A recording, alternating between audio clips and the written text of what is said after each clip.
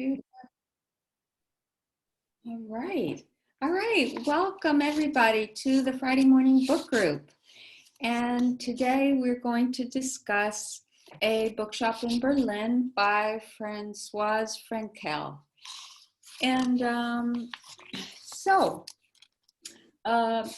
Francoise Frenkel was a Polish Jewish woman who was born in Lodz, Poland in 1889. She died in Nice, France in 1975, which is quite amazing that she lived till 1975 after her harrowing escapes, many escapes, failed escapes from the Germans. And this book, her account of her life in Berlin, setting up her bookshop, and then of course having to close it and leaving Berlin, first going to France and all over France, and then obviously eventually safely landing in Switzerland. So the book was originally published in 1945, and it was rediscovered in Nice in 2010. I think it was rediscovered in a yard sale type thing, and which is pretty amazing. And then it was republished in France in 2015. And so all that time it just was unknown to the world. So in 1921, she fulfilled her lifelong dream of opening a bookshop in Berlin, a French bookshop, and she called it La Maison du Livre Français. And it was the only French bookshop in Berlin, and people thought she was crazy to open a French bookshop in Berlin, but it was very well received among the intellectuals and kind of the celebrities of that time. And she opened it with her husband, which is very interesting in the book because she just never mentions him in the book at all. And so as Nazism begins to take hold and fear spreads, her husband leaves and goes to Paris. And she stays for a while, but then she witnesses Kristallnacht. And fortunately, her shop is miraculously not destroyed, but she witnesses just horrible destruction of the area. And her description of the destruction is one of the things that I was so struck by. And I'll quote her. She talks about that night, the pieces of furniture, pianos, chandeliers, typewriters, piles of stock lay strewn over footpaths. The street was covered with broken windows and mirrors. Hundreds of meters of fabric hung from department store windows, emblems of abomination and savagery. Her writing is just amazing, I thought, and gives us such a picture of what was going on. And so the book is unique in that we have so few primary sources from that era, which have really been saved. We actually read a couple. We did Sweet Francais by Irene Nemirovsky several years ago. And then we also did A Woman in Berlin by an anonymous author, which was also rediscovered and published 50 years later in Germany. So there's a few similar types of documents. Sweet Francais was a novel. But anyway, just a little bit of background.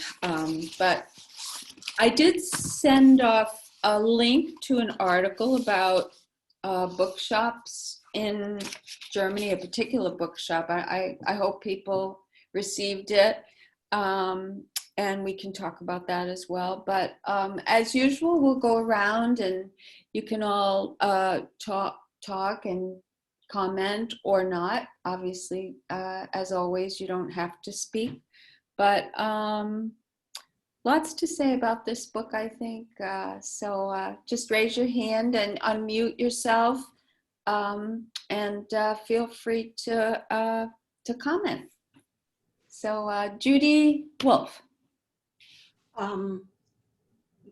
Couple of comments. I found it very life-affirming in spite of the horrors because of the extraordinary help she received in her own spirit and pluck in sticking to it and escaping. I have to say that my husband and his family were in Nice about the same time. And her descriptions really tallied with his descriptions. It was amazing. Wow. The sensitivity and the accuracy of the descriptions. And Bob and I later went back, and he wanted to retrace the route. He went to Spain from Nice. But it was an amazing thing. What I think she captured really magnificently was a sense of helplessness and a sense of hopefulness. And she did, I thought, an extraordinary job in keeping them in balance. And my last thought is really a question. I wonder what happened to that amazing couple who helped her, who really helped her as if a member of the family. Yes, yes. Do you know anything more about them? You know, I wish I did. I totally agree with you. They were beyond belief in their aid to her, what they did for her. I couldn't imagine. I tried to imagine that happening today. I couldn't. And I wish I knew what happened to them. I don't. I don't. But your point about helplessness and hopefulness is a very good one, because her writing, though she had so many failed attempts to escape, her writing is always so, in ways, joyful. She always finds, some joyful thing about nature or some hopeful point to make about, even while she's escaping. So it's a really good point, Judy. I appreciate that. I just want to add, at least from what Bob told me and what the book affirms, surviving was a matter of luck. And because if you were in the wrong place in the wrong time, you were finished. Sure. And of kind people's help and money. Interesting. I'm sure that's true. Well, thank you so much, Judy. Thank you. Anyone else like to speak? Judy Gertler. Okay. I found the whole story very compelling to read. I actually got the book the day after our last meeting, and I think I read it in about 3 days. What's interesting to me is, it was written in French, so this is a translation. And I always wonder when it's a translation if it has really totally captured the whole flavor of what the person wrote. As I was reading the book, I was like halfway through it before I realized that she was Jewish, because really, I mean, she never said it. Same here. Until about halfway through. And there were, a lot of people who were expelled from Germany besides Jews. They just expelled Poles, and she was Polish. So, I didn't know if that was the reason. I found it very interesting that she never mentioned her husband.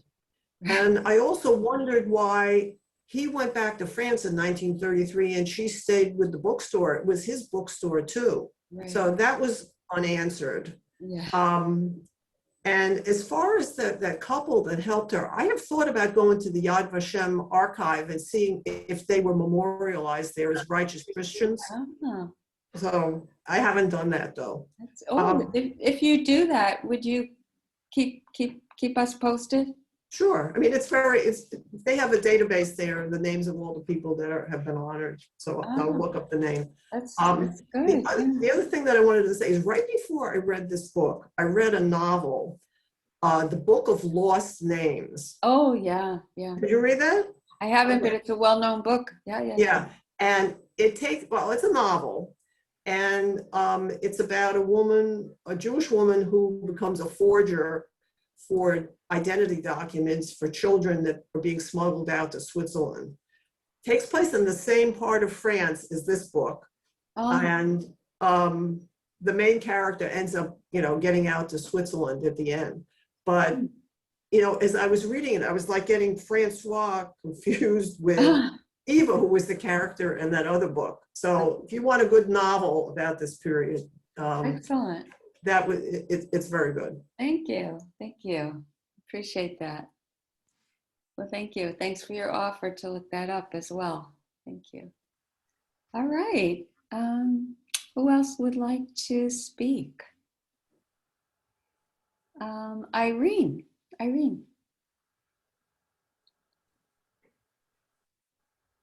No? No. Oh, okay. I thought you were raising your hand. Tanya. Being a survivor of the war, I can feel for her what happened. But main point of this thing is the Kristallnacht, when they started burning the books, and that's where the whole problem started. Actually, that they started occupying the lands and being so brutal and all that. But speaking of being pleasant, and I find that it helps to just be pleasant in your life and forget about what you went through and just live to the fullest. And that's my philosophy. But as far as helping, I had also a very wonderful family that helped us too, because we too were hidden underground and all that, and they helped us a lot. So there are good people in this world that are worthwhile thinking about, and not everybody is as mean as the Germans were, let's put it this way. Yeah. But, as far as her, she went through a lot to get to Switzerland, but she reached the goal and she survived, and she opened that nice store and she was successful. So she had a pretty good life after the war. So we have to be grateful for what we have, and we have to appreciate the things that are helpful to us, like family and all that. To me, right now, is everything important is family. Just as long as I have my family, and right now I can hug them, of course. Before I couldn't even hug. That's right. But it's wonderful. So I have them. As a matter of fact, they just came to visit me for a few minutes this morning. So I went down with them. But they're going on vacation, so they came to say goodbye. So anyway, I just wanted to tell you that I did enjoy reading the book. Oh, good. It's worthwhile mentioning that whatever life brings, you have to cope with it and do the best. Like survival was so important. You did everything possible just to survive, so you could see, the future and all that. Yeah. So I speak of experience, of course. Of course. Mm-hmm. Thank you, Tanya. Tanya, you are an inspiration to all of us. And I thank you for your words of wisdom, because you've been through so much, and what you say is so true, that, you have to be grateful for what you have, and your family is the ultimate, but, you're grateful for all the good people in the world that got you through. And there are good people, there's horrible people and there's good people, but you're always an inspiration to me. You are. Yeah. Thank you. Tanya, that's a beautiful quilt on your bed. But Oh, you're muted. You're muted, You're muted. Tanya. You have to unmute. Unmute.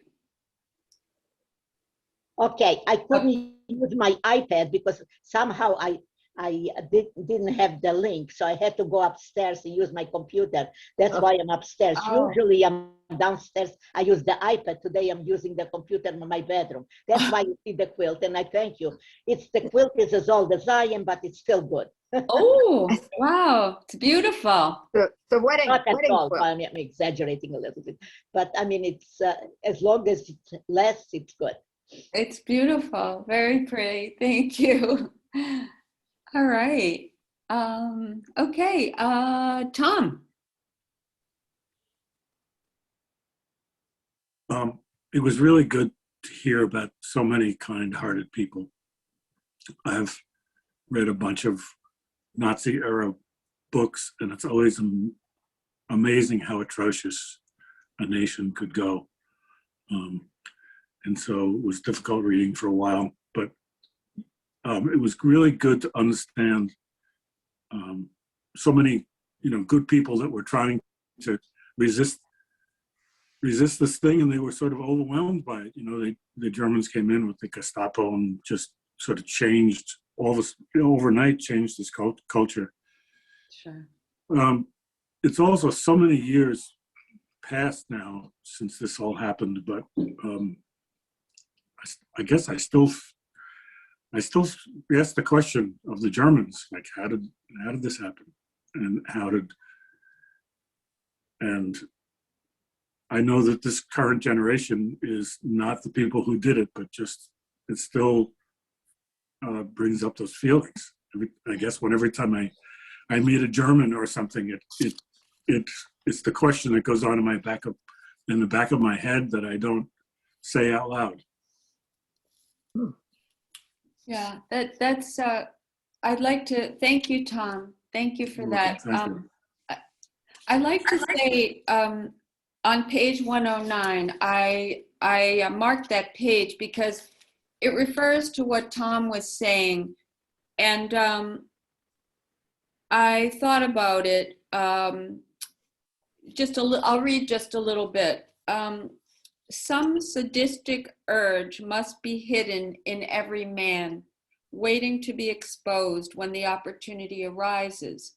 It was enough to have given those boys, quite gentle enough in themselves, the abominable power to hunt and track down defenseless human beings, for them to carry out the task with a peculiar and savage bitterness resembling joy. So she talks about the idea of how these young German boys being, are they taught to have this sadistic urge, or is it just in them? How does this come about, like Tom was referring to? So it's something that begs discussion. Hard to know, and how did this horrible thing just morph into something that became the Holocaust? How did this even happen? Well, of course, there were so many forces playing into it, but human beings have the capacity to be good, and they have the capacity to be evil, I suppose. I don't know. Any comments on that? Have a sadistic urge? Well, it's white supremacists. It happens not as bad as the Holocaust, obviously, but you have the Armenian genocide. You have anti-racism. It's the white people think that they're superior, feel that, not all of them, obviously, I don't feel that way, but there's always somebody that's lesser than them that they can control. It's a horrible situation, and I don't see it getting much better. Look what's going on now, even with gender. It's just, you kind of wonder why we're alive. This world is just crazy now with everything. There's so much hatred now. I just Yeah. feel like it's gotten worse. It seems so much Oh, it worse has. than when I was young. I don't know. Yeah. Maybe I'm wrong, but No, I agree with you, although it's more, it isn't inside the house now, it's outside it's outside the walls. the Yes. wall. Yeah, I agree. And I agree. I was brought up to think that everybody is, the same. It's no, I was brought up with no prejudices at all. My mother was very good about that. And Yeah, I don't know, it's very disheartening. yeah, yeah. So anyway, it's tough. It's very tough. Other other issues to talk about. It was interesting in the book how, well, first we'll go around. Other people who haven't spoken, who would like to speak.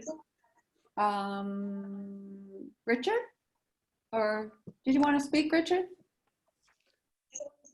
Yeah, I don't know if I can live up to some of the other comments, but Oh, no, no worries. No worries. there was some very good comments. I guess Tanya's comments were very hard hitting, about surviving. But I listened to the book, the tape. It was very good. Yeah.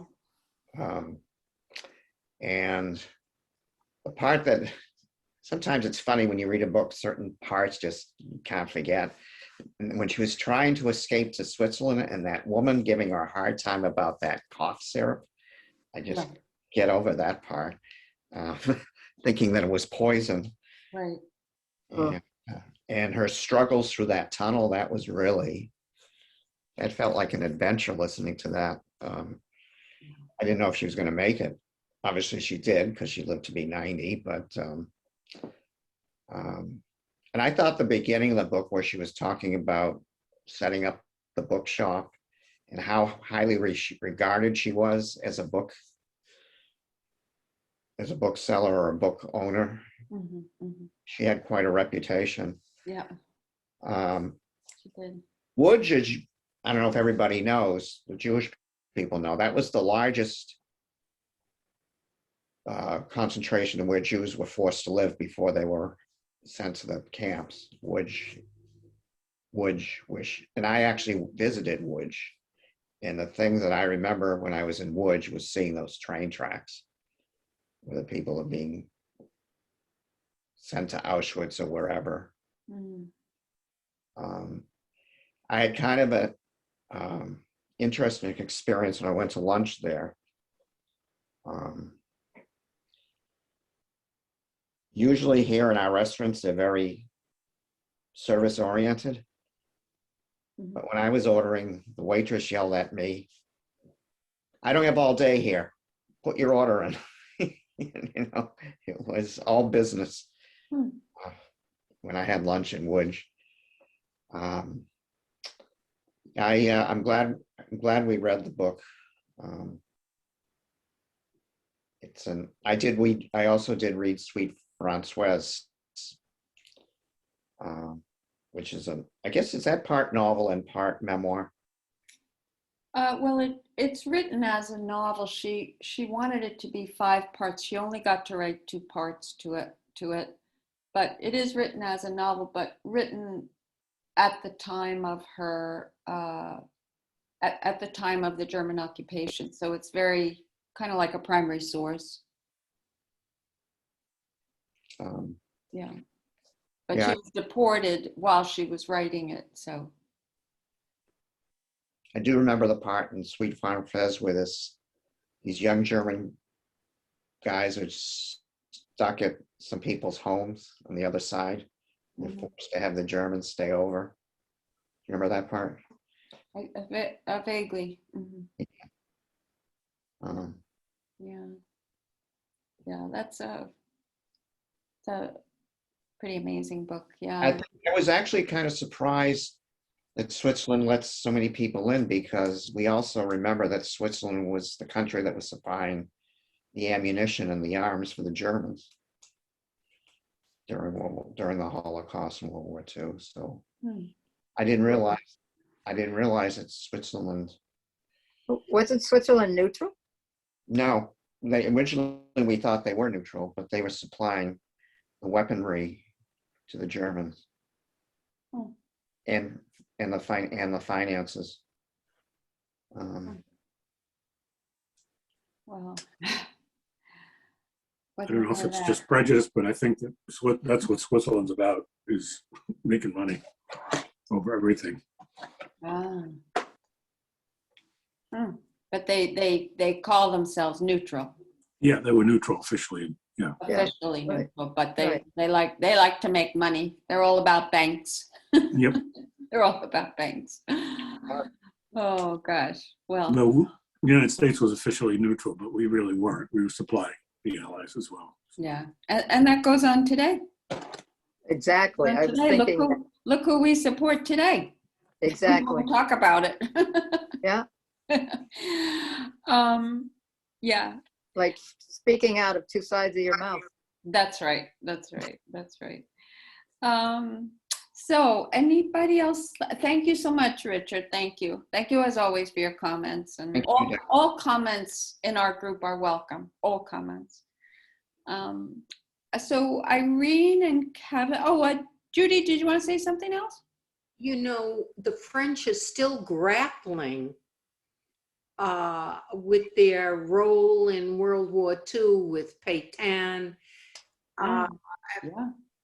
and the Vichy government and collaboration and guilt. That's still being discussed. Yeah. In France, and there was a movie, I think it was called The Sorrow and the Pity. Yeah, But I yeah, would, sure. It's a famous film. which goes into it. And streaming, there's a series called The French Village, which also, or The Villages of France, goes into kind of the diverse roles, the people who resisted and the people who didn't. Oh yeah, I think it's called a French Village. Thank you. I think that's it. Yeah, I would like to see that. I haven't seen it. Has anyone seen it?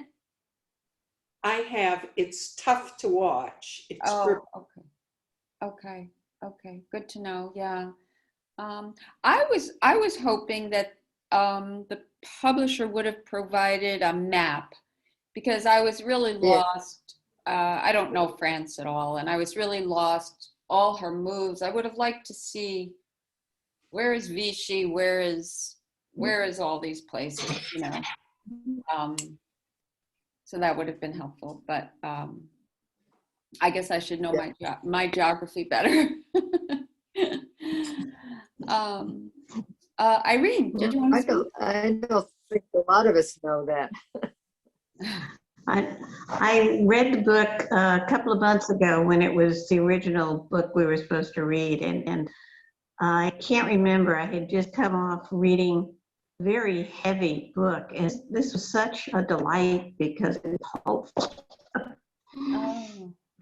And I did get out my old atlas and found a few things, but I couldn't find the town that Richard was talking about, where he had lunch and where they were sending people to. I really didn't have any idea where that was. It's It's also a very interesting. LODZ is how it's spelled, but it's pronounced Woods. Okay. Still don't know where it is. They will find out to have an exhibit of that. But Lodz is in Poland. That's in correct? Poland. Yes. Yeah. And that's where she There was was another born. place they were sending the detainees before they shipped them off to the concentration camps, and I thought it was someplace in France. They have places in France that they ship people to. There was a terrible roundup in Paris, for Yes. And then there was a concentration camp, I think, in southern France. Hmm. Well, there was Drancy. Now, I'm not sure exactly where that was. Was it near Paris or was it in the south of France? Drancy near Paris, I think. Okay. Yeah. Because the roundup you're talking about, they took them all to the aerodrome. It was in July. And Yeah. it was a terrible scene. Yeah. And then in Holland, they took them to the velodrome. Sarah's Key. Did anybody read that? Sarah, Oh, it's a movie, and yeah. One of the things that's amazing to me is that by 1943, the Germans were losing the war. Yeah. And yet they still were devoting huge amounts of manpower to this pure hatred. Yeah. And, you know, and argue, I don't know if they lost the war because of it, but it was certainly a drain on their soldiers. Certainly, some of the meanest soldiers too. Yeah. Oh gosh. Terrible. So I don't know. So let's see. Kevin, did you want to speak at all? Yeah, I have a few things to talk about. So I enjoyed the book. It seemed like every other page she was moving around. So like you said, it would have been good if they had a map so we could see what was happening, like her, you know, her progress and where she's going back to and what have you. The most visual part of the book was when she was walking through the tunnel towards the Swiss border in the snow. I found that just like on the icy snow, I could just picture it in my mind. And then on page 209, I really enjoyed some of the code words they used, like rheumatism, need for escape, gravely ill means danger, being cared for means hidden, scarlet fever, deportions, grapes to be harvested. That was my favorite one, is attempt to escape. And then their father was their lawyer. I found this book quite poignant because I also have some relatives who passed away in the genocide. I'm part Armenian. So my grandmother, I was doing a project on my history, and she was telling me how like her uncle and her father and her great uncles were killed underneath the bridge by the Turks. So it's just interesting hearing another perspective on my own family for a history course. So it was just an interesting book. So I enjoyed it thoroughly. Thanks. Yeah, thank you very much. You know, the Armenian genocide was a comparable genocide as horrible, you know, as And just recently, Biden has he actually acknowledged it. Just within the last few months, he acknowledged that it actually took place. And the U.S. stance never was on that. They weren't taking a stance on that because we're allies with Turkey. So it's just something to think. Yeah, yeah. Well, the Turks will never admit it.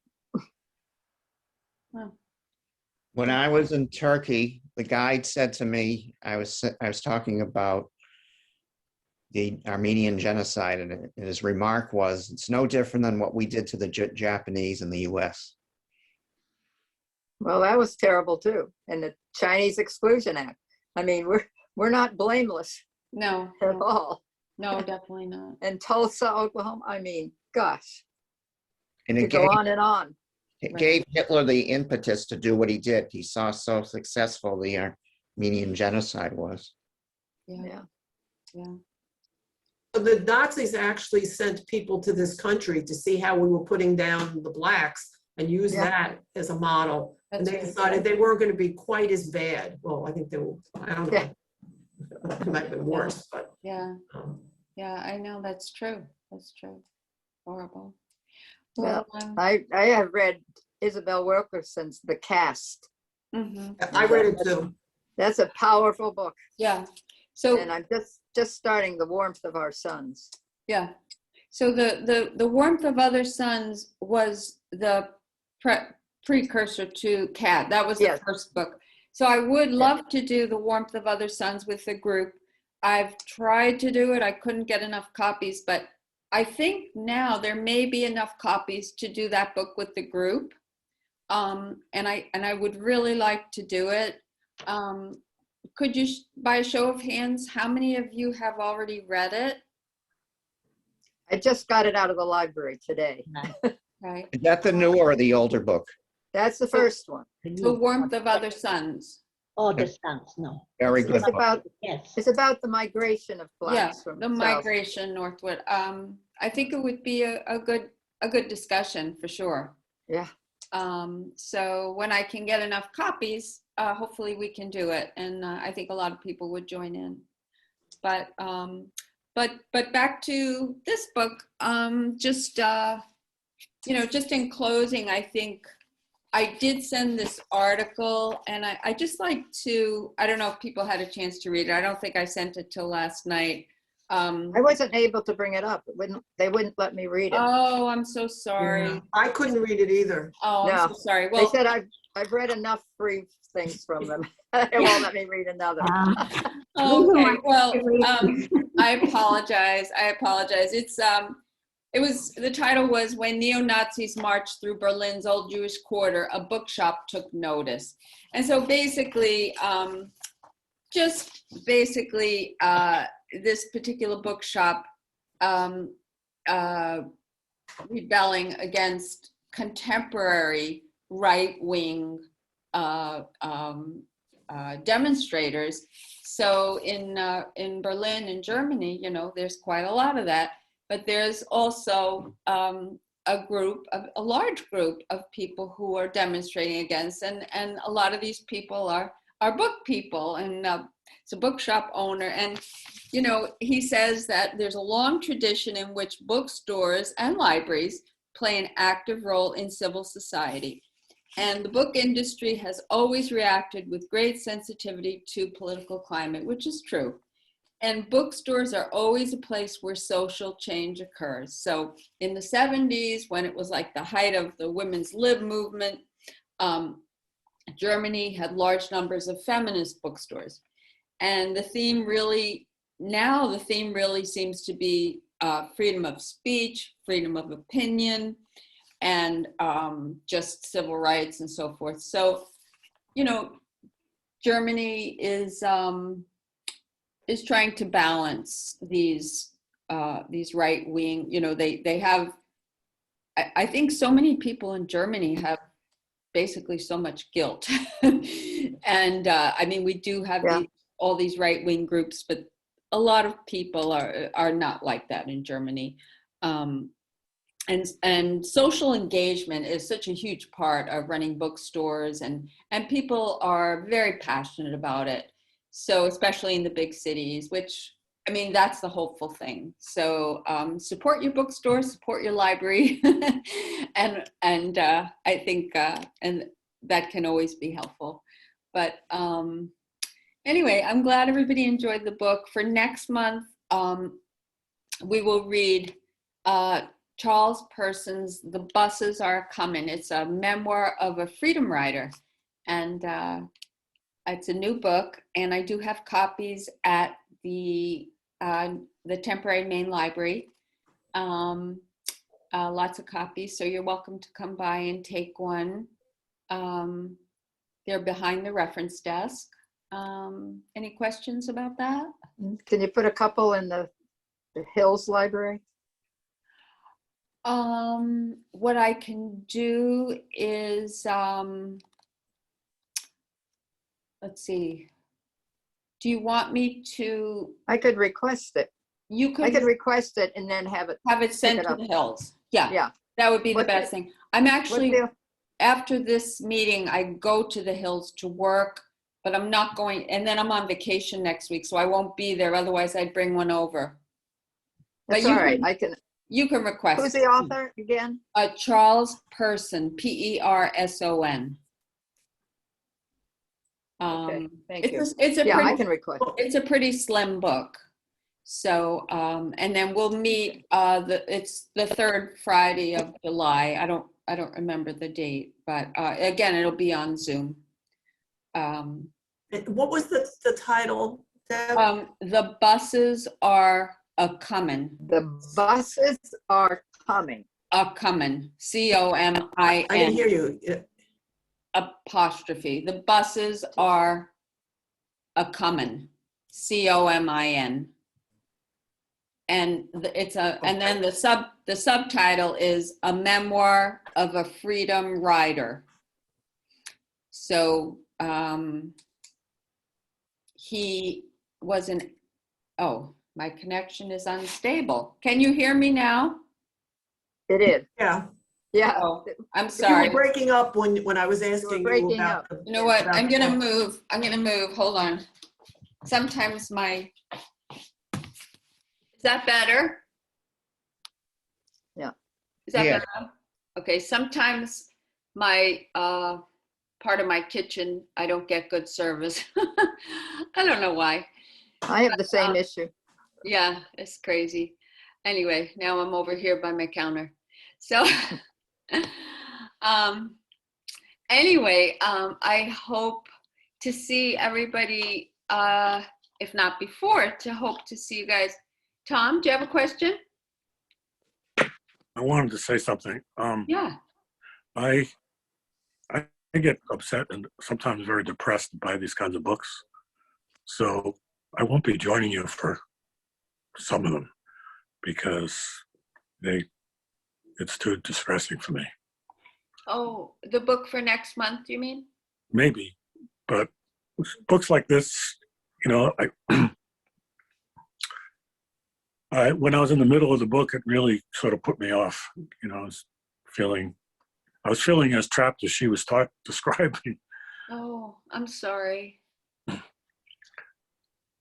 So, I can read stuff about the war, but this very emotional stuff is, I don't know, I find hard, and maybe I'm the only one. No, I don't think so. I mean, you did like the bird song though, and that was war, right? You know. Yeah. Whatever. Yeah, I mean, I have to say, you know, everyone is affected differently for sure. I agree with Judy Wolf that this book was certainly, she was very helpless and also very hopeful.